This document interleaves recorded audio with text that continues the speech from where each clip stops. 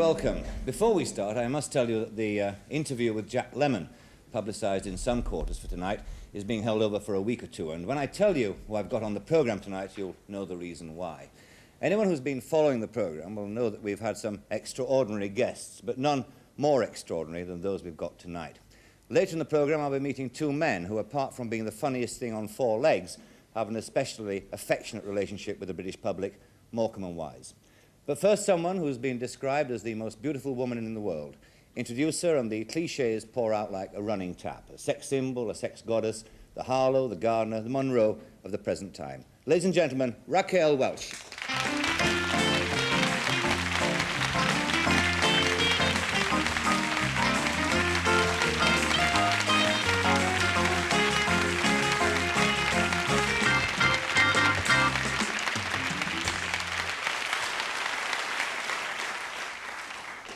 Welcome.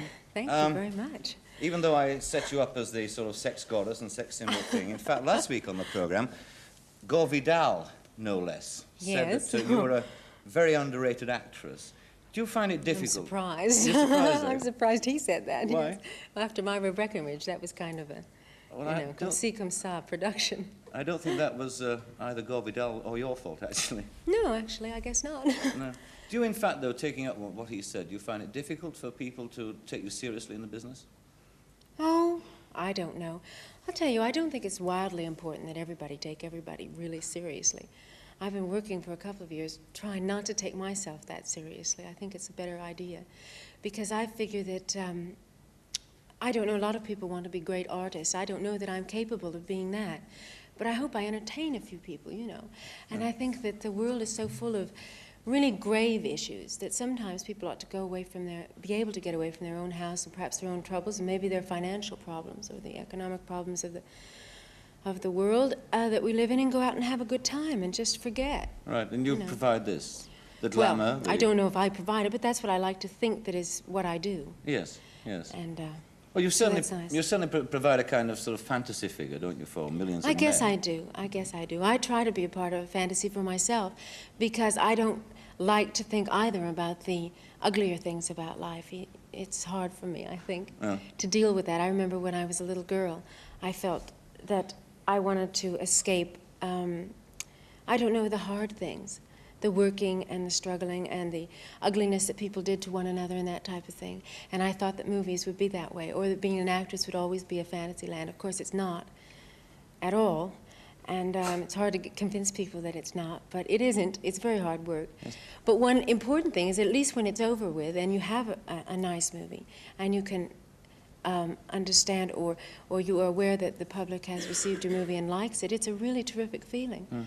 But you were talking there about when you were a young kid. I mean, did you always want to be a movie star, did you? Well, not actually a movie star because I didn't think that that was real. I thought that was like Santa Claus and Easter bunnies. I mean, just not real.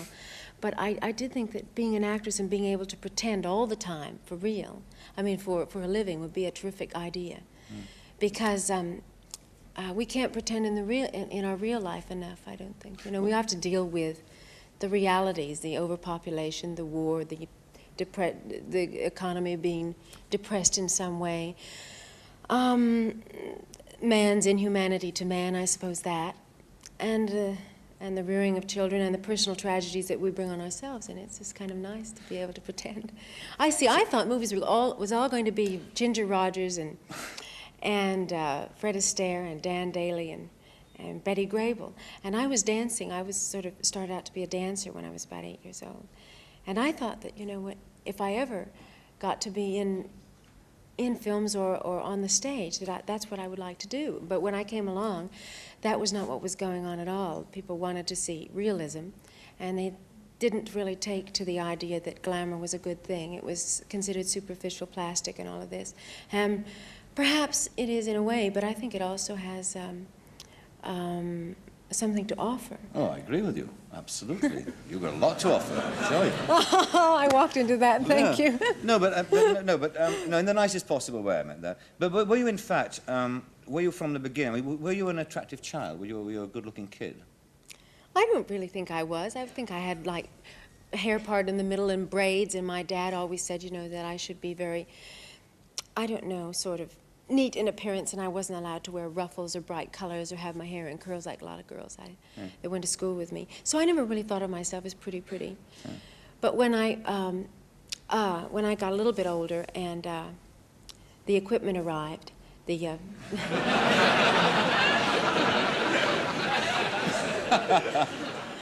well, then I thought, gee, this is pretty terrific. Maybe I ought to try it out a little, you know. And I sort of strut my stuff around and see how it all worked, and it worked pretty good. I bet, yeah. But when you were sort of first... When were you first aware of your sexuality, of your ability to attract men, to... Well, I never thought that that was anything particular to me. I mean, I just thought, you know, boys like girls, and if you know, that's terrific, you know, and if you can get a good response from the opposite sex, that was a terrific thing. I soon found out that it didn't win a lot of friends in female circles, and that there was also another side that said, well, you know, how come you're doing such a show-off number all the time, you know? I thought, well, gee, I thought that was okay, you know. I mean, I thought it was all right to be kind of proud to be a girl and all that. But I never really felt like, you know, wow, I mean, I'm it for the world or anything. No. I just thought it's kind of nice to know that if you kind of, if you're in the company of the opposite sex, that there might be a few people who will respond to you if you like them. You know, that kind of security of knowing that you won't be a wallflower forever is nice. Yeah. I bet you can't tell me the last time you were a wallflower. What was your parents' reaction, though, Raquel, when you said that you wanted to go to Hollywood? Were they for it or against it? Were they fearful? I really didn't tell them as such. I think I really wanted to be a legitimate actress because my father was pretty serious-minded, and he thought I should study Shakespeare and all that. And he told me after he saw my picture in a bikini, he said, I told you should have studied Shakespeare. And I said, well, Dad, you know, what can I do? This is the way it happened. I didn't really plan it that way. You know, it's sort of like the things that come to you in life. And I suppose you can say, oh, well, I won't have any of that. And I will do this altogether instead. But there was something about, you know, being just received, the reception, the success of what somebody noticed about the way I looked that I did go along with, you know. I just felt that somebody liked me for some reason, and I sort of went along with it. And I didn't really analyze it. It was going to be this way or that way, or that it would always be that way, or it would mean anything, that it had any great significance. But I think it's just like, I think that people are all children underneath, and I think that if they get compliments or can find something that they do well or somebody likes about them, that it's a natural thing to follow that. But what about, I mean, the day you arrived in Hollywood with all the equipment, as you yourself said. Oh, with thousands and millions of other girls, and even walking down the street, much better. Who are now petrol pump attendants. Oh, I don't think so. Well, you know, they're certainly not starring in movies. But I mean, what was it? I mean, was it a difficult thing there to be treated seriously? I mean, I was thinking about the casting couch business in Hollywood. I mean, did you get chased around the table? Well, I don't know. That's kind of an X-rated item. Go on, tell me the truth. Not really. No, there were a few times when people disappointed me a little bit, but it wasn't really. Oh, help! Somebody help! No, did I? Yes, I did. I said what I thought I said. No, it's not like The Carpetbaggers, which my mother had given me recently to read and said that is what Hollywood is all about. It wasn't like that. Yeah. No, there are a few wolves, but there's wolves in any nightclub, discotheque, restaurant. Yeah. I mean, it's not loaded with those type of people. Yeah. No. Do you find that there's more of them now, wolves around, than were before? More apparent. I mean, you know, here you are. I mean, do you find that because you are who you are, that men are either more pushy toward you, or are they perhaps frightened off you? Well, sometimes I think they're a little frightened. I mean, first of all, I think they think I'm a whole lot bigger than I am. I remember one time there was this guard at this gate, and I came in to see a screening of a film of mine, and I walked by, and he said, hello, and then later I walked by, and he said, you're Raquel Welch? I said, yeah. You Raquel Welch? I said, yeah. He said, I said, I know you thought I was And it's true, I mean, I'm okay, you know, but I'm really, I guess you could say petite. I don't know if I'm really petite, but I'm only 5'6", and I've got very small bones. Can you see? I've got small bones. And I'm not sort of an Amazon, and I'm not going to break anybody in half, and I'm... Wish you would. Oh, are you one of those hit me again types? Do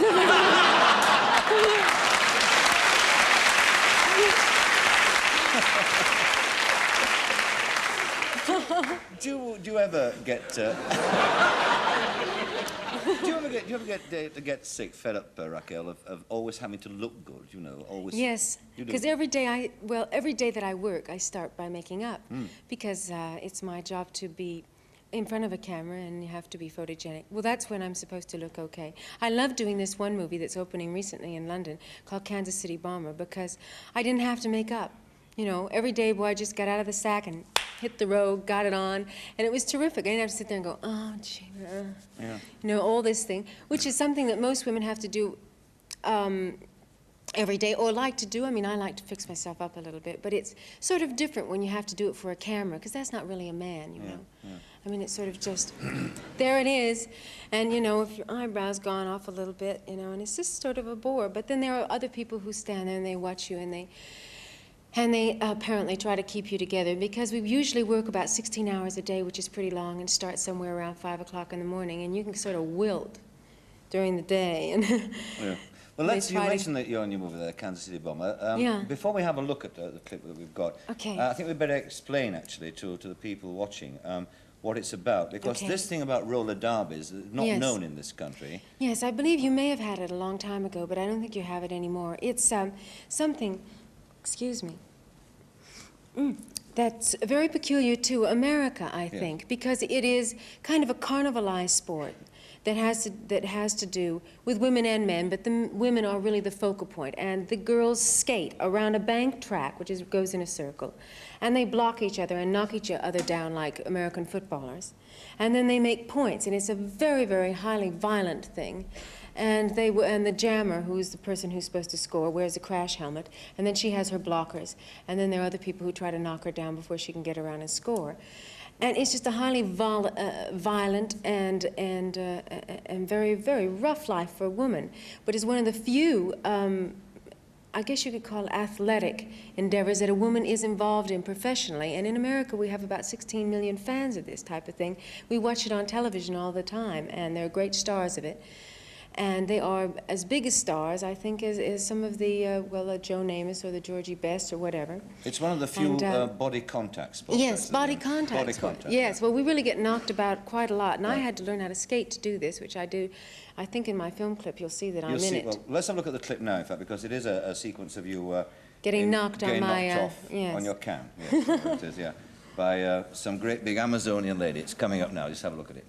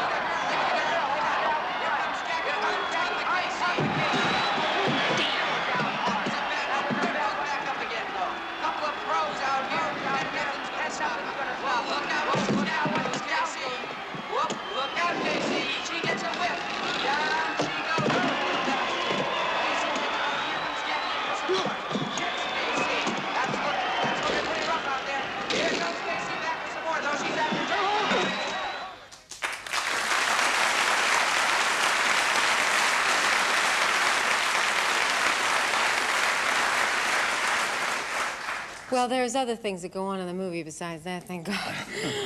It's a rough old sport. Did you actually do some of your own stunt work? Yes, I did. I had to learn how to skate on that bank track, and I broke my arm doing it right before we started the movie, and I had to postpone the film about 8 weeks. And then during the course of the film, I got a lot of injuries. I had what they call a spasm in the trapezius, which is the trapezius is that muscle that runs down the neck here from this match race thing. I'm not, when I looked at that piece of film, I'm not sure that it was what I had seen before that was actually cut into the movie. I'm not sure that this is, but I think that this is part of the movie. But I think that there was another one that I had seen before that I thought we were going to have that I think was a little bit tighter together. Do they play it for real, actually, Raquel, or the pros at the game, or is it a bit like all in wrestling, a bit sort of... Well, it is in a way, but I'll tell you, it's better when you see it in the movies, because when I saw it in television, it didn't look all that wonderful. When I saw it live, it looked fantastic, because you could really understand that the people have to have the athletic ability, even though they carnivalize it, even though they hoke it up a lot. But what's terrific is that they, even though they're doing this whole number all the time, predicting kind of what they're going to do, they do it extemporaneously. They do it on the spot, and it's a certain amount of intuitive thinking and working with a teammate that's really fantastic to see, because they just do all of these things, and they somehow know when to throw a block and when to duck and when to take a rail and all of those things. And they do get hurt a lot, but a lot of times the thing is to learn how to fall so that you don't get hurt and don't break an arm that often. Talking to you, you seem a sort of, if I might say so without sounding patronising, an eminently sane woman. I mean, I'm thinking... Oh, my. Well, in the Did you read the papers this morning? No, I didn't, actually, no. But I'm thinking in terms of, you know, the people whose sort of footsteps you followed in. I mean, there's been some fairly tragic figures, haven't there? You know, like Harlow and Monroe and people like that. I mean, what keeps you sane? Or do you, in fact, ever worry about what happened to them and might happen to you? Well, I think I sympathize a great deal for anybody who's going to take their life. But I think that I have one thing in my life that's very important to me, and that's my 2 children. And I don't really think I'm in the market for self-destructive attitude, because that would be pretty hard on them too, and I have to think about that. So maybe some of the women who have been in a particular position where it has terrific advantages, but also a tremendous payment for that advantage, that they perhaps didn't have the family. And children are a great sobering factor, sort of a stabilizing factor of the world, I think. I think they're some of the things that make us stop wars, you know, because we don't want our sons and daughters going. Yeah. Have you ever thought, I mean, you are in this business, have you ever tried to define what sex appeal is? Golly. No, I can think of a lot of men that I know that I think are sexy, but I don't know if I can really describe what it is that I... Well, the men who think are sexy. Oh, you want a whole list? Oh, I don't know. I mean, there are a lot of... Well, my boyfriend, I think, is sexy. He looks a lot like Errol Flynn. Really? Yeah, and let me see, I guess Frank Sinatra. And, he's sexy? Oh, yes, because he's a man. No, but I mean, you feel he's a man. I mean, he just has a great sort of strength. And, oh, I think Joe Namath is terrifically sexy. I like sports figures. Let me see, who else? Lauren Bacall said on the programme the other day that, in fact, she thought, looking round, that there weren't any really sort of strong men left. Well, Paul Newman. What's the matter with Paul Newman? I don't know, that's Lauren Bacall. Paul Newman is all right. And Steve McQueen, and goodness, I mean, I'm naming people from films that are easy to mention that everybody knows, but goodness, Clint Eastwood. Oh, and that wonderful American that won all the Olympic medals, Mark Spitz. Mark Spitz, yeah. He's dynamite. Yahoo! Do you get any trouble at all from the women's lib extremists at all, Raquel? Because I mean, I suppose that they'd put you in a situation and say, you know, this is a woman who's exploited by men. Yes, they think that being a sex object is a dirty word, see, and I don't agree with that. I don't think that that's really what they're saying, but they have a number of sort of strategical tactics that they're trying to use in the public to win a certain attention for themselves, and I think that helps them along. What they really want, I think, is a fair payment and something having to do with the evolution of the general mentality that makes women stop competing with women, and men and women relating to one another without playing too many games that are just lies instead of the nice games that are just fun. But do you think, they're talking about the nice games, do you think that men are too obsessed with the women's physical appearance rather than... How can they be? I mean, that's how the world goes on.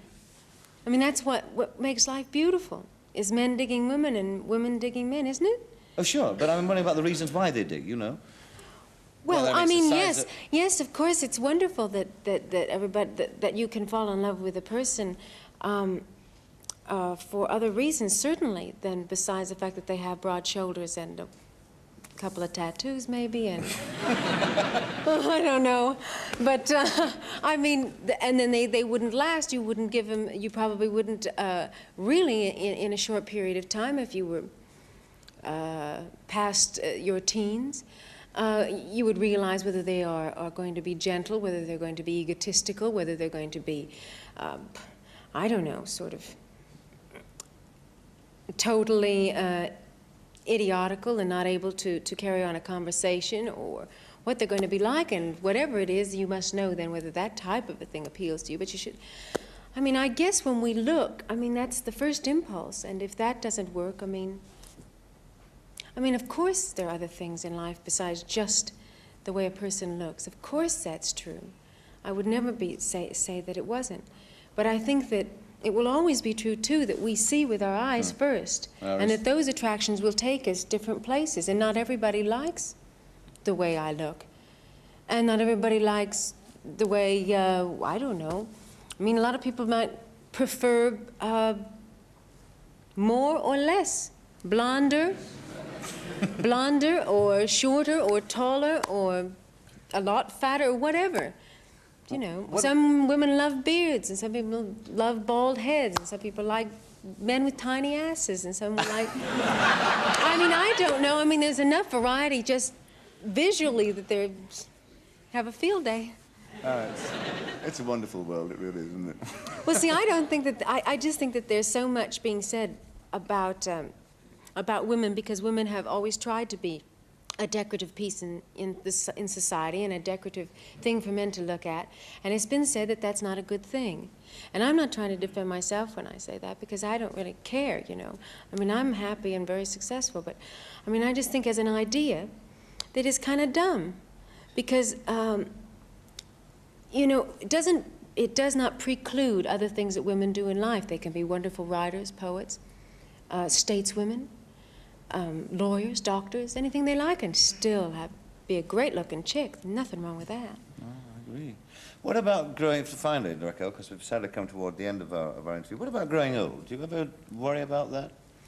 Well, I don't like the idea much. No. Because I think that when you grow older, I think you're a little bit closer to checking out. And I don't like the idea of checking out, because I have a pretty good life. And I think it's hard for women to grow older and to think that they're competing perhaps with millions of girls with a new set of equipment, you know. But really, I don't know, life is a funny way of compensating for all those things. At least I hope when I get there that it will. Raquel Welch, thank you very much indeed. Thank you for inviting me. So then.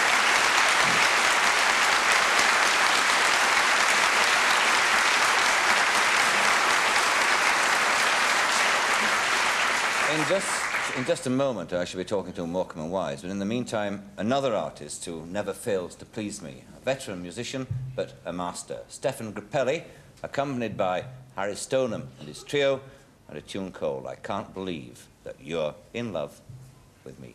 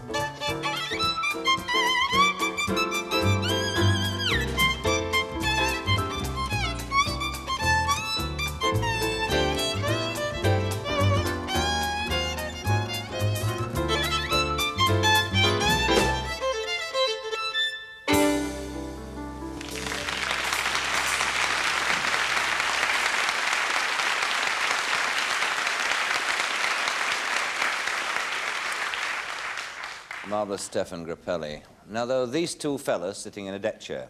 One had short, fat, hairy legs, and the other looked like a schoolmaster with a shady past.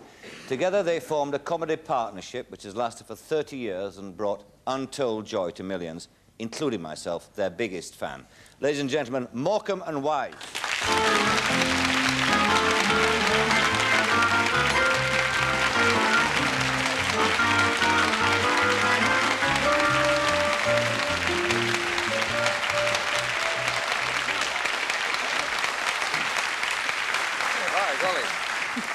I was 15 when my equipment arrived. Yes. Yeah. Good. Hey?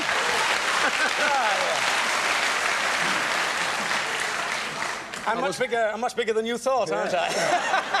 I was 40 when it left. 45 now. I think it's coming back again. There's hope for us all. There is. There is. You see all the roller skating and everything, that roller skating. They used to have that at Haringey, I think, before. Free. Did they? Before the war. Yeah, I used to work. They used to I'd have to. Exactly that. And fight and punch one You should have had it instead of the war.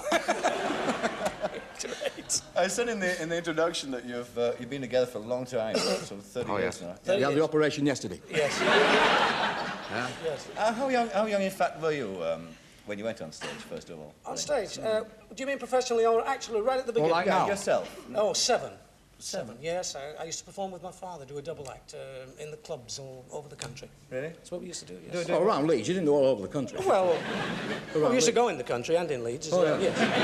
That's what I meant. I said it was like a joke. Yeah, it was, yes. But not a lot much like a joke, no. Yeah, Leeds. And what were you doing? I mean, what kind of double act was I was it? doing a double act. It was a very good double act. It was. I never saw it, but I've heard about it. It was very nice. Do a bit. Well, what used to happen was that I used to do a He club worked with his dad, you know. This is very sentimental and very dear to me. Yeah, of course it is. Well, my dad and I used to go around the clubs. What was the name? You used to have a name. Yeah, for we the used act. to be Oh, called seriously? Bert, Carson and Kid. Yeah. He was Bert Carson. Yeah. And we used to do this. I used to do hit His father numbers. was a midget, you know. I mean, I used to do hit numbers like I'm knee deep in daisies, I'm knee deep in daisies, and head over heels. And then I used to do a clog dance. Oh, And the little legs used to go. Just steam and fur was burning. It was fabulous. Then we used to do It Happened on the Beach at Bally, Winter Wonderland, and then we had the big number at the end. My dad used to put on a white sort of suit, black up. Excuse me, black up. He's go on the Not allowed stage. to say that now, are you, really? Yeah, not really. Sorry about that. Put some dark stuff on Yes. your face. Took some dark, burnt cork. Yes. Used to be burnt. It's like a minstrel, like a minstrel. And he used to sing, Little Pal. I was on his knee there. Yeah. I was only about that Lying big. down asleep. I was only about that big, wasn't I? Yes. You've got to Not say. much bigger now. I feed him. Well, why not? Why not? And he used to sing, Little Pal, if Daddy goes away, promise that you'll come back some days. And then I used He to... didn't sing it like that, did he? No, I was just shortening a bit. Oh, I think did it's he? boring. You see. Oh, He used to no, do no, 9.5 choruses. And then I used to say, if someday I should be on a new daddy's knee, don't forget about me, little pal. And that's great. Fantastic. Then drop him and run. Yeah. it was up the back of my jacket. It was Can you match that as an experience when you first started? No, my dad's a tall fella. Yes. No, I started off on amateur concerts. I started off at Miss Hunter's dancing class over the plaza at Morecambe. And I used to live at Christie Avenue, you see, at number 43. And our Peggy, she used to live at 23 Christie Avenue. And she came down to be about 1937. And she said, Sadie, that's my mother's name. Sadie. And she said, Auntie Sadie, she used to call her, because she liked her. And she said, Auntie Sadie, I'm going to dancing class. So my mother said, how much is it? And our Peggy said, it's £1. So she said, well, do us a favour, take him with you. You know, keep him out of the way on Saturday mornings. And I used to go, I was the only boy there. Yes. Yeah. Seriously. Then I had private lessons. Well, I ended up as the only girl there. Used to go his hair long then. They were never sure, were they? No, I can't grow it long now. What was the first time that you met then? What? Oh, wait a minute, Yesterday morning, wasn't it? Yes, it was. Yes. I wish you'd introduce us. I don't know who he is. Where did we first meet now? My My audition. Yes, that's right. I saw him give his audition. I won a Lancashire, it was called a Lancashire and Cheshire contest in Hoylake, Yes, that's right. just outside of Liverpool, where when we worked with Glenda Jackson, funnily enough, she comes from Hoylake. Yeah, that's right. Quickly. And that's right, it was at Manchester. You gave an audition to Jackie. And I won this competition, and the first prize was an audition in front, no money, just an audition. Yes, in front. right, That was the first prize, And he went which on I gave, and he was with Hilton at the time, and he saw my audition. Yes. And what did you do? Do you remember you had the top out, the batter top well, out? I did double acts in those days, didn't I? It was Yes. Flanagan and Allen I used to do. Flanagan and Allen he did, on his own. But by yourself? Yes. How do you do that? I have false legs. It's true. No. I used to put this battered top hat on and sing. Yeah. So you used to get that. I used to do that a lot. I still do, yeah. It's a gift, that is. And then you started the act together, and what clubs and things, was it? Well, We have worked clubs together, but not yes. a lot, really. No, we have didn't work Not a lot of working clubs men's together. clubs. not The a lot. first act we did, we started in Youth Takes a Bow, you see, with Brian Micken. We were both doing singles. I was doing a single act. I used to do Run Rabbit Run. I was all sophisticated then. I had a straw hat and white coat. I hadn't told you about the comedy image. I had a comedy image before that where I wore a bowl hat and a little tash and everything like that. But then I was doing this sort of sophisticated act, and I met Eric in Swansea, actually, didn't I? And I was doing what they call a droll. I was a droll comic in those days. Used to sing a song called I'm Not All There. he's still doing it. I hated it, really, you know, because I'd be, 13, 14, 15. I hated actually singing that particular song because I had to dress up. I had the beret, the kiss curl, the big glasses, and a lollipop, a cut-down coat with a big pin, short trousers, red socks, and suspenders. It was basically a northern idea in those days of comedy, I presume, Yes. you know. Yes. The interesting part about that was that I had exactly the same outfit, more or less at But the he same wore it stage. outside, which was ridiculous. But the funny part about it, we had something in common. We both had a very big pin about that size, a big Yes. safety pin that used to Yeah. fasten the jacket. Yeah. Yeah. What about the other acts who were going around at that time? Were there do you have any memories of them at all? Or other Clapham and people Dwyer? on the Yes. bill? Clapham and Dwyer. Well, the double acts, we got our double act from. That's Yeah, where excuse we me, can I- do Yeah. that. I stopped talking. I wasn't doing business. No, oh, you're not? No, I'm going to have one. It's probably neat gin, I should think, is it? No. It's all right. The other act, well, we used to work with other acts on the bill. There used to be It's water. Moon Moon and Bentley. and Bentley. There used to be an act called Moon and Bentley. Which was Georgie Moon Georgie Moon. and Dick Bentley. Dick Bentley. And they used to do a double act. Great act. They did a They were very funny, Very marvellous. And we used to emulate Is that the word? on the side of the stage, yes. We used to emulate. How much emulating did you do? Oh, a Can you- lot. Between 12 and 17, I never stopped.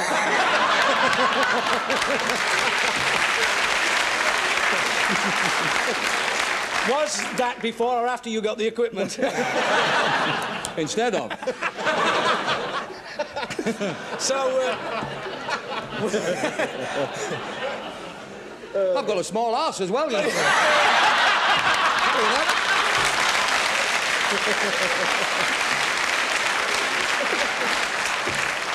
she never mentioned us in all those fellas, did she?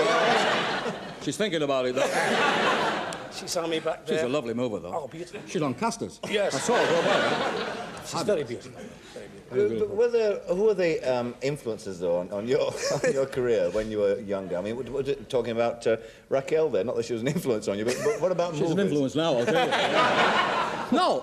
What about movies? Oh, yeah, Lowland Hardy. Lowland Hardy. They're marvellous. Yes, well, if honestly, I'm perfectly serious. If you do analyse what we do at all, you will see, I see a tremendous amount of Lowland Hardy. I used to watch Lowland Hardy when I was a kid, and not Stan, the other fellow, Oliver Hardy. He was the first one ever to use a camera. Yeah, that's right. He always looked. Can you give me number 3? That's the one. He always used to go like that. Straight at a cinema audience, you know, which is fabulous, and Yes. you're not allowed to do it now. Yeah. You know, they say, we tried to do it in some films, didn't we? Yes, they did. They wouldn't let us do it. Let's do it. Yeah. To bring the audience, well, you know, wooing the camera, really. Oh, wouldn't go on. And those two, Lowland Hardy, and Abbott of course, and Costello. Abbott and Costello influenced us greatly, to such an extent that we had American accents. Oh, yeah. Really? Yeah, we used to perform with American accents. I'm waiting for him to lose his. Hello there, it's great to be here, you know. I've got records, seriously, I've got records at home Yeah. of Ernie and I in early broadcasts in around about 1940, 41. Where we are, Abbott and Costello, where we go. Yes. I'm a bad boy. And do all that. I listen to him now, I colour up. Yeah. On my own, I blush. And he's going, now what are you going to do, Morecambe? What are you going to... Morecambe, I You called know. him, yeah. What are you going to do now, Morecambe? Yeah. You can't get away with that. You know all this about... But we did, though, didn't we? Yes. I don't think they know what we're talking about, you know, Abbott and Costello. We're No. getting a bit old. Yeah. What was the first time you got to the West End? That was before the war, wasn't it? You got the... Was it the strike? Ernie did. Ernie was there before the war. Well, you're going right... Yeah, well, what happened was I gave an audition to Brian Mickey a long time ago, Yeah. and I actually went to the Princess Theatre and appeared there in the bowler hat and the little tash, you know, and the little cut-down suit. Yeah. And Then that's what during the war, it was about 1940, we went into striking a we went second in with what were you doing there? Sid Field. Sitfield, yes. Oh, yes. And, well, we don't know what we were there, A really. very uneasy position we enjoyed there. I always remember Charles Henry saying, would the principals go into the bar and the chorus go over there? And we sort of stood in the middle. We never knew what we were. Really? We didn't know whether we were All the chorus girls, or... beautiful girls in that show. Yes. Oh, yeah, they used to walk about, man. Yeah. Naked. Yeah, Yes, it's true. Remember that? Yeah. All these beautiful showgirls with black shoes and black gloves. Look like the Five of Spades walking Yes, about. it's true. Fantastic.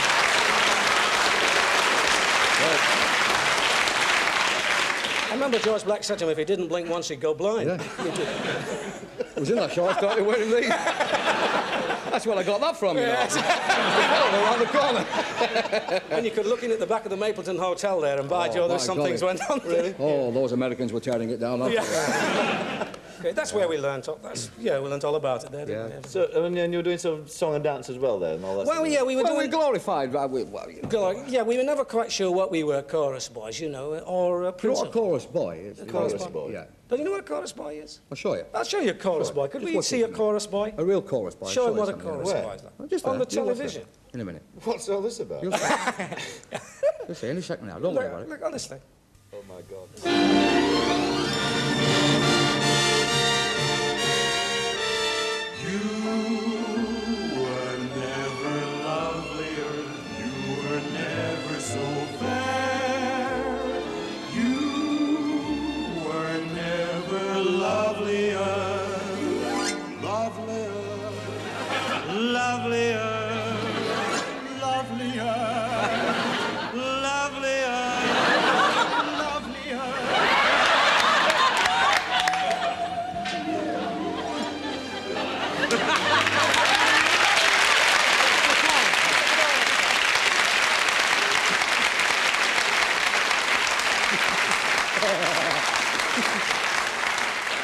Now, you really didn't know about that? No, I did not, no. He didn't know when he'd done it. Oh, dear me, that was extraordinary. Patrick Moore looks extraordinary, that, doesn't he? Yes, he does, yes. Tell me we all did. Yes, He's playing pantomime too, I think, isn't he? Ebenezer this year. He's Who? playing Patrick Moore. He's not, is he? Make a good Ebenezer. He left the studio like that and went and bit somebody's neck. He left like that.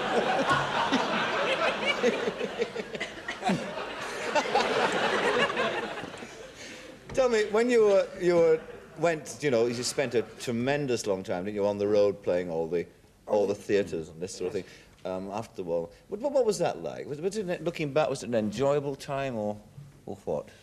Well, I mean, it was tough in the first place. There's different stages of it. You start in the smaller theatres and then you move into the Moss Empires, which was the big thing. But we were always second spot, and we had to go on there and register straight away. One of the toughest places we played was Barnsley. No, they're very strange people there. Yeah. Funny lot up there. they are. Hellfire. Why? You go well there, you go well anywhere. It wasn't really, though, was it? Theatre roll at Barnes. No, well, Oh, we no, played he'll with say, keep. No, he'll say, no, he's a crawler. I'm a crawler. You were tough. They were tough, yes. Tough up there. Bradford Alhambra's tough as well up there. And everything. Yeah. We used to be second spot in variety. No, it's not easy, you know. You've got to register straight away as you come on. Yes. What about the Glasgow theatres? I mean, they got... Oh, no, they were tough. Yeah. They were tough. Oh, Well, somehow, I don't know why, but they had a thing against English comics, didn't they? yeah, they couldn't understand I it. think we helped them. Well, what happened was you only got about 9 minutes because the bars. bars, some special ruling on the bars, and you had to go on and register in 9. Impossible. Unless you had an American top, then you were okay, you were away. Yes. But if it was an English top, you stood no chance.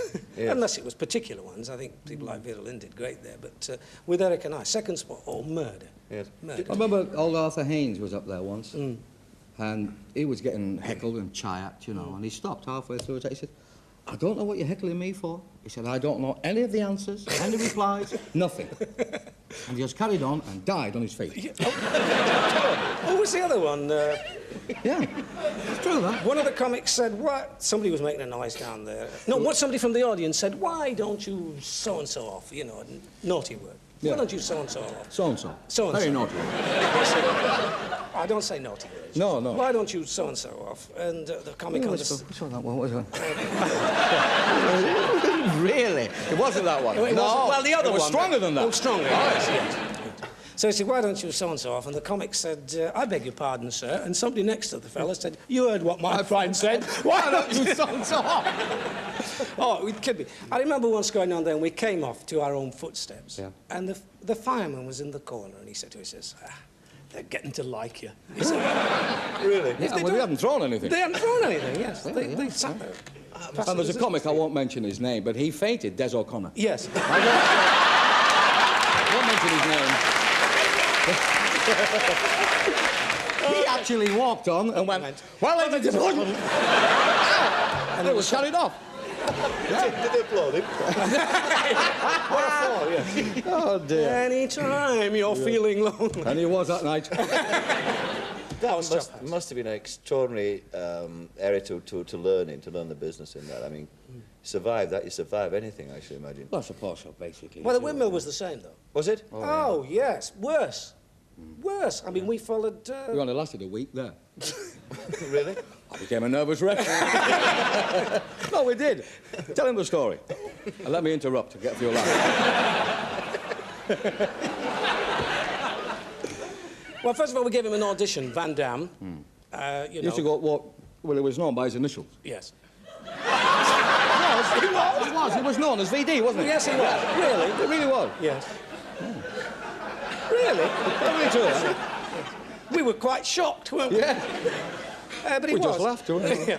And we gave an audition in a little tiny room, about that big. And he stood there, you know, and watched us do this performance. So we used to do this little run across gigs. And the pianist played, and we came on and sang the opening song, How's About a Little Ramble in the Moonlight.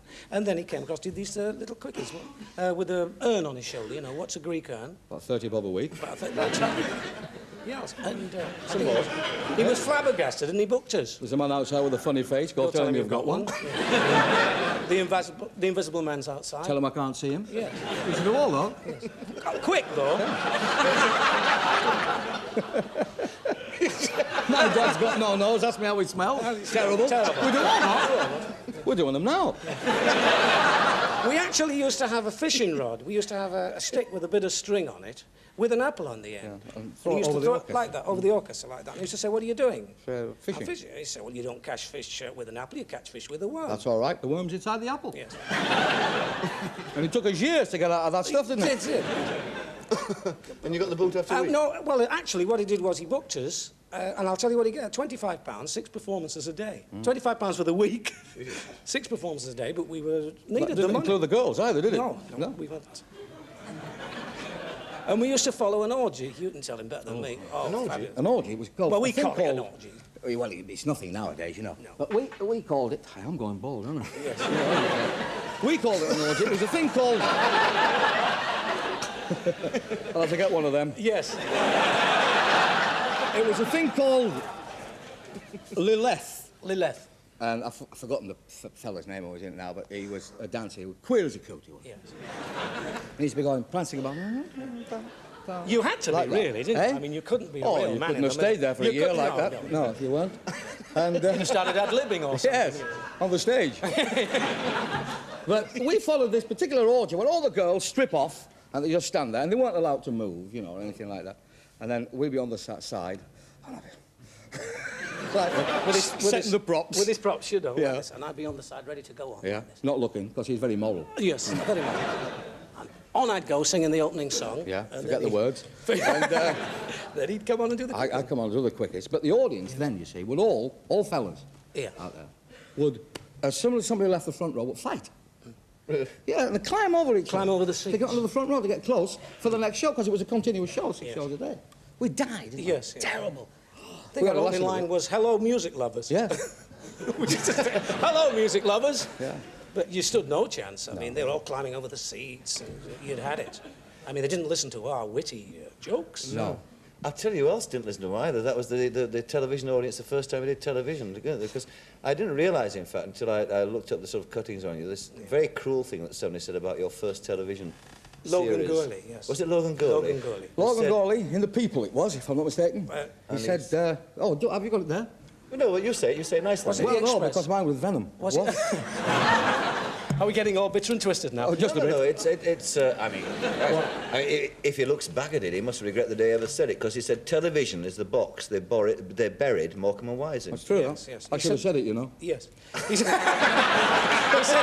he said, what's that box in the corner? Is it a television set? He said, no, it's the box they buried Morecambe and Wise. I should have done it. There's Yes, no well, you argument should about have it. Yeah. With a couple of good Another straight one men. was Yeah. poor old Alma Cogan. She was with us in that show. It says, Alma Cogan stands out like a rose in the garden of weeds. The other one was, get 'em off. Yeah. He was more to the point, wasn't he? Didn't wrap it up. What did old Gilbert Harding say? You remember that one? Gilbert Harding said, I saw the Morecambe and Wise show, and it was like a snake mesmerising a rabbit, or a rabbit being mesmerised by a snake. Yeah. But what was the reason for this? Oh, very simple. What? It was terrible.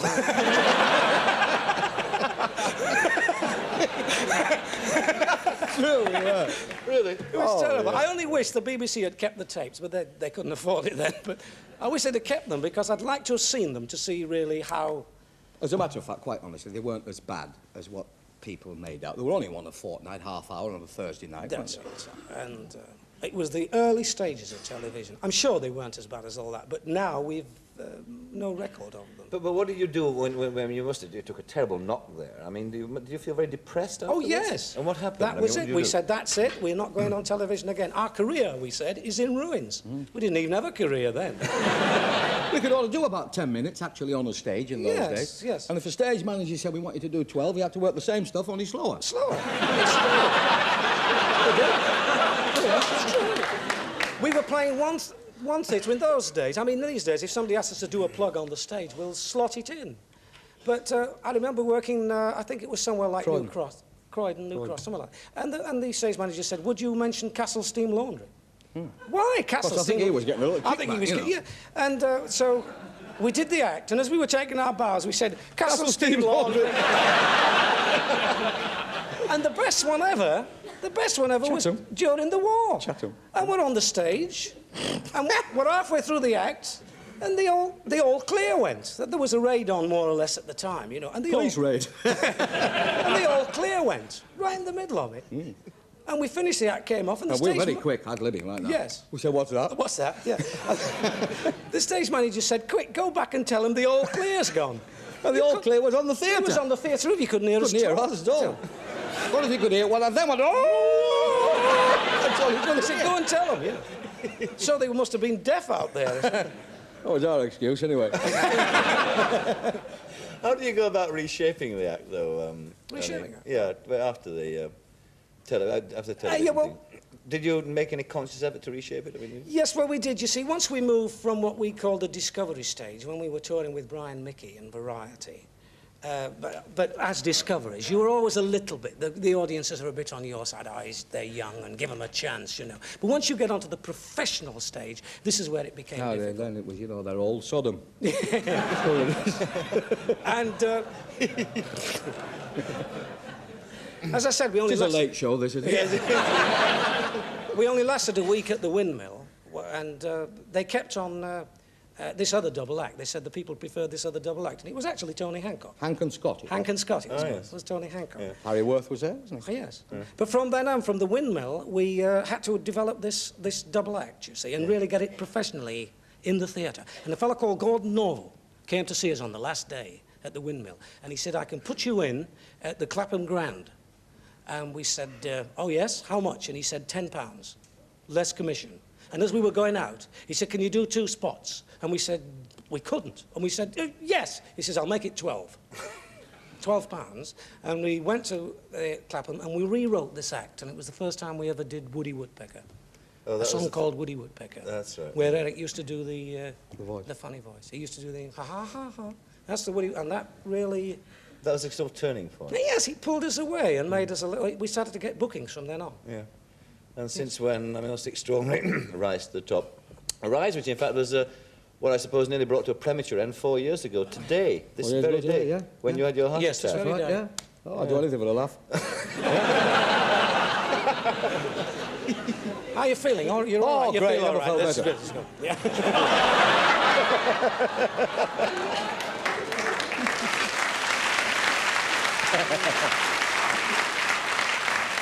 I thought that was going to happen back there with Raquel. But for a different reason.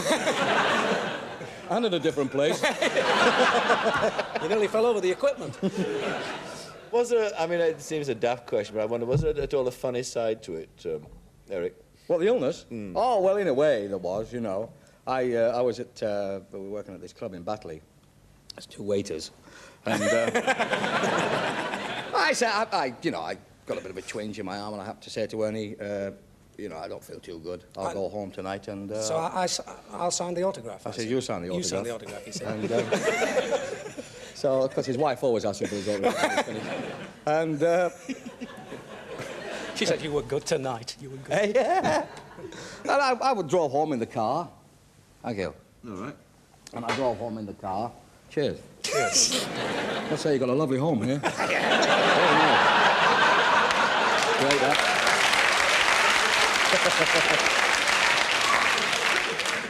And the pain, as I was driving home towards Leeds, the pains got worse and worse up my both arms and across the chest, you know, and I started to come out in the flop sweat. And driving along, and I thought, now, funnily enough, I didn't realise, fortunately, it was a heart attack, you see, because had I thought it was a heart attack, I'd have had a heart attack and died. Because I always thought, you know, a heart attack was, you're behind. But it's just, you know, it's just like that at all. It's just... And I thought... It's like what? And I thought, well, I'd better put myself into a hospital, you know. And I was driving the car, and it was getting worse. So it would be about 1:30 in the morning. And I stopped a fella in Leeds, and I said, could you, you know, I don't feel very well. Do you think you could... I had a Jensen in those days. And I said, do you feel you could take me to a hospital? I don't feel very well. I'd like to sign myself into a hospital. A fella called Walter Butterworth, I'll never forget him. Wasn't his real name, but I'll never forget it. And he said, yes, oh, aye. Hey, you're Morton and White. And I said, oh, Morecambe and White, yes. So he said, oh, well, I've never driven one of these. Tell me the territorials, I've only driven a tank. It's true, this. So he gets in there, and there's 7,000 quid going... up the road. And there's me going... And I got to the stage where I couldn't have cared less, you know. So he takes me to a hospital, and it's locked. It's true. And there's some French windows, and it's going... Bing, bing, on the French windows. And I'm stood at the side of him, like this. And these windows open like that. And a fella there in braces and a pair of pants. He goes, come in here. He said, what's the matter? Can't. So he opens a little crack. He said, this isn't a proper hospital. He said, you want the main one up the road. So he explained where it was. And he drove me there, did this Walter. And I got out of the car, and he ran around. It was up a brew, you know, up a hill. Yeah. And he went in there to try and get me either some form of wheelchair, you know. So he said, 5 minutes. I'm still waiting. So I start to walk up this hill, Quasimodo, going up there, you know. And I go in there, and he's obviously said to the fellow behind the counter, he said, Eric Morecambe's out there, and he's not very well. Could I have... And the fellow wouldn't let him have a chair, as far as I can make out. So I walked in, and the fellow looked at me, he went, oh, yeah. And he says to all the boils and the cuts and the slashes in the corner there, in the outpatient step, hey, 'tis him. Yeah. It's true, you know. So I say, now my real name is Bartholomew. I never tell anybody that, but my real name is Bartholomew, I say. So he says, you don't look too good, son. I said, no, I'd like to put myself into a hospital, you see. He said, well, right. Now then. Name? So I thought, well, what's that about, fella? I said, Morecambe. He said, all right, Morecambe. Address, which I gave him. Age, which I lied about. He said, you don't look too well, you better go lie down on that thing. So I'm lying down on the stretcher there. The next thing I know, I'm being injected. This Walter Butterworth is sat with me. And I said, I'd like to say thank you very much for all your help and everything. He said, oh, that's all right. It's been a pleasure. He says, my mates won't believe this. He says, and this is the exact words he used. He says, will you do us a favour? I said, what? He said, before you go, will you sing me? True, that.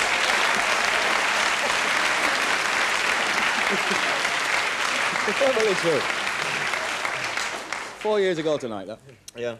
It's extraordinary, this relationship you've had over the last 30 years, isn't it? Do you have a social relationship outside the professional one at all, Ernie? Well, not really. We don't really mix together very much, but we go to balls together and do's, and of course we're working together. We're together so much that we've been together all day today. Yes, we don't have TVs, you know. So we don't really. I mean, Eric, as you know, has got his. What? Football. Oh, football. Luton Yes, Town, yes. you know. Luton Town, you know. Oh, you're with Luton You Town. thought it was a brass band, didn't you? Yes, I did. When I first joined. Director of Luton Yeah. Town. Yes. Never let you forget it. No, they won't let him forget this. No. Doing very well this year, though. And that's what he does. And, Yes, and you have separate sort of interests outside. Yes, Yeah, yes. yeah. I have a boat on the river, you know. I'm hoping to moor it. Where in one else? place. I mean, that was the Get him to agreement. say yes. Get him to say Yeah. yes now in front of 12 viewers. Yes, go on. That was the agreement, wasn't it? Yes. We'll come on the show if you let me moor your boat in Yeah. your house. That's Now, right. you're all witness to this. Got a lovely wife as well. Good. I'll think of something. Where were we? Got lost. I can ask you the same question. Yeah. Yeah. Where were we, in fact? Oh, yes, I know what to ask you about. Was this thing that people always say to you, I'm sure, how would you get these personalities onto your show?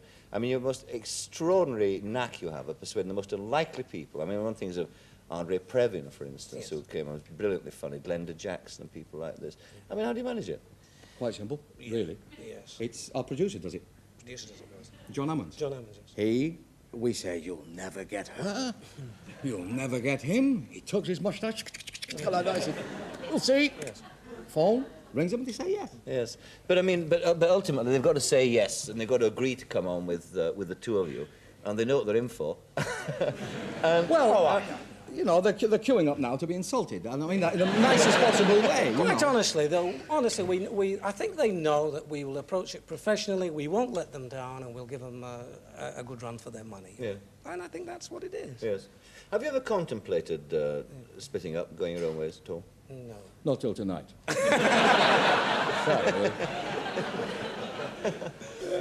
But how does the relationship work? I mean, who decides what's funny? Who decides that... Well, Ernie does all the business side Yeah. of it, and we split the money down the middle, 60-40, because he's very clever.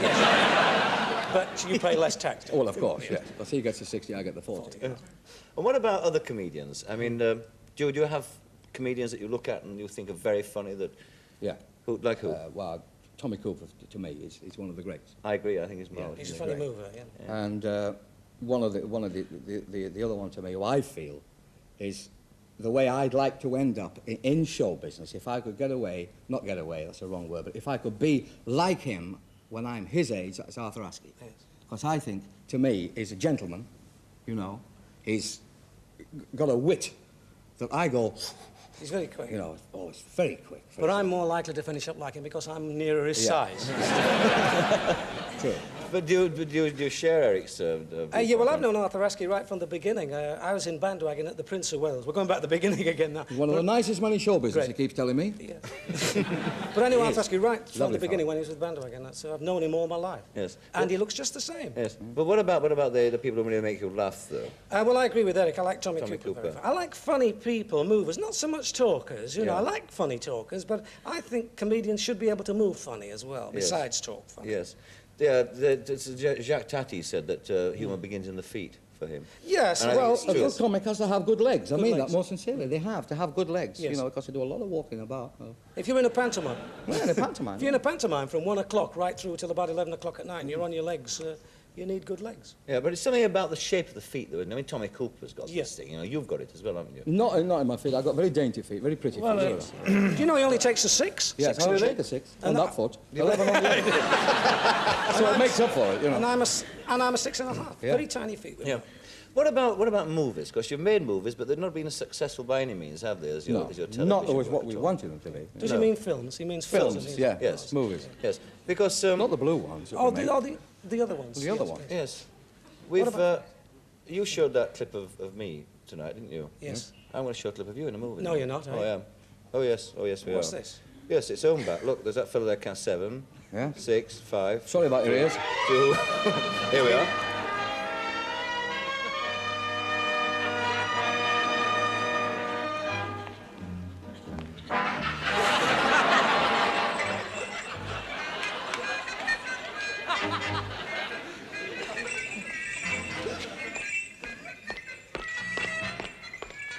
It's about time you got here.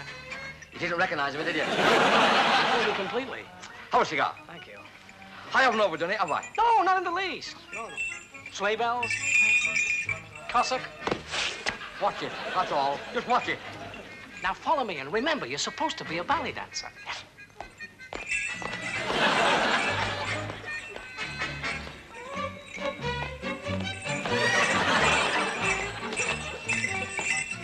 There's a man following us. So what do you expect, walking like this?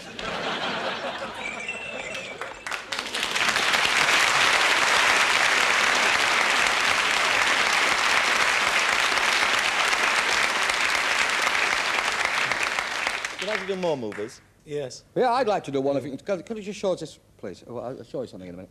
Could I have it again, please? I'll show you something. Show what? Another bit. You're very interested in this. I'd like to make movies like this. Oh, what? Oh, wait, Oh, he's you'll doing see, those won't route signs again, look. Yeah. This is Pontefract in Yorkshire, the hometown of the great sweet of all time, or one of the great sweets of all time, the licorice allsort. Pontefract is a monument to the little sweet tooth. For over 100 years now, the 5 factories that make licorice allsorts here have had their insatiable demand for licorice supplied by the home growers around here, but no longer is that true. They're now importing their stuff from, the licorice from Turkey. Consequently, the industry here has died. This is positively the last crop of licorice ever to be grown in Pontefract. Dug up toward the end of the year, no more. This is the end.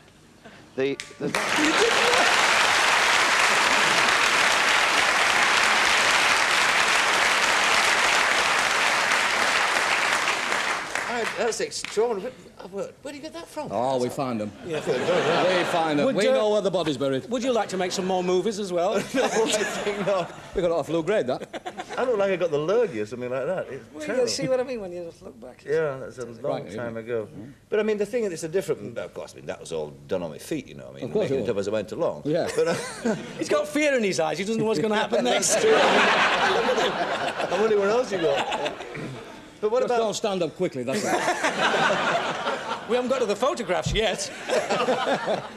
What about making other movies? Though? I mean, what's the real problem behind making them that you find? Is it a Words. question of suitable scripts? Yes, Scripts. words. Yes, you wonder. I mean, we would like to have made Butch Cassidy and the Sundance Kid. You know?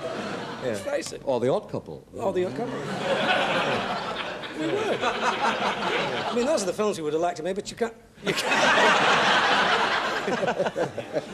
I met a fellow last. Yeah, I met a fellow last. Does that remind you? No, yeah. No, it's true. I met a fellow in the hotel last week, and he said, "Oh, I always watch your shows. I like you." My friend and I used to say, we used to watch you on television and say, "I wonder which one of them's bent." He said, "That's charming." Yeah. Well, you used to, in fact, do this quite a few scenes in bed together, of course. Yes, Oh, yeah. yes, that's true. Well, that's a Laurel and Hardy influence. Yes, it's Laurel You see, and the point is that Laurel and Hardy did it in those days, and nobody said, oh, well, it's, you know, effeminate or anything like that. You know, nobody said that in those days. No, in because those days it was before They didn't that's- know what it meant. No. Just two men used to sleep together in those days, years ago, but now it's considered wrong. I don't That's know. why I don't know whether you've always noticed on these particular bed routines, I basically always make it as mannish as possible by smoking a pipe. True, isn't it? Boy, The I've earrings never are yet just met a queer with a pipe. You know. the earrings are just accidental, aren't Yes.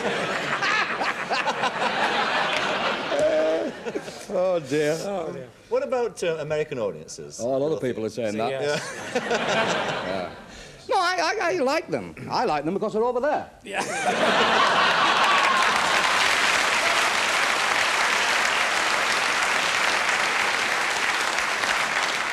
But in fact, you've worked in America. We used to do the Ed Sullivan Show. We did a lot of Sullivan shows. Yeah, we used to do the Ed Sullivan Show. He introduced us as a three-handed act when we did it. Maury, Canby and Wise. Yeah. Really? Maury, Canby and Wise, yeah. Felt like a seal act. Canby and Wise. So you've no real ambition about going over there at all? No, quite. As far as I'm concerned, what I'd like to do is I want to stay here. I'm very happy here. I love it here. We earn money here. We're stars here, and it's great.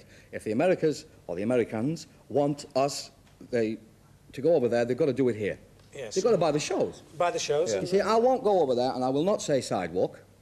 You know, I will not say garbage. Garbage, It's that's rubbish, pavement, isn't it? Pavement. and rubbish, as far as I'm concerned. pavement. You know.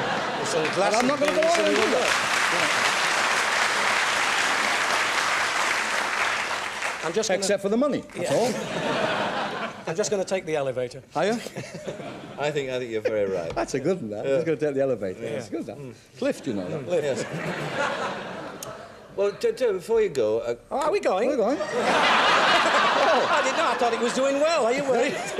doing very well. We've been good about an hour and a half. Oh, that's lovely. But Take yours out. Just leave us in. We'll be all right. And he's played it smart. We can't ask him for any more money either. Why? Well, you know, they've got this freeze on. Oh, yes. But what about, let's see, two unexplained things, I think, for Yes. any fans of yours. The one is about them two fellas sitting in a deck chair. The two old men in deck The chair. Two old men in yeah. deck chairs. Now, you must... I mean, have you ever told the joke, No. the end of the joke on television? No. And we're not going to, are we? There were two old men sat in deck chairs. One old man said, it's nice out, isn't it? And the other old man says, yes, it is. I think I'll take mine now. That is the actual That's game. the actual one. Yeah.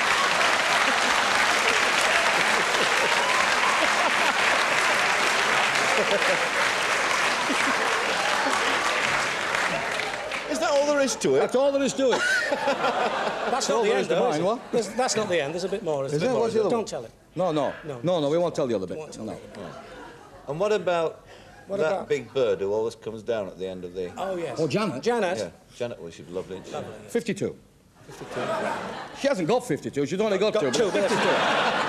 Oh, Beautiful. Oh, an amateur. amateur. Oh, Raquel. Oh, Raquel. good Lord, yeah. It's our wives, you know. She is, isn't she, Janet? Yes, yes. It's our wives. I'm a bit worried. It's my turn tonight. Yes.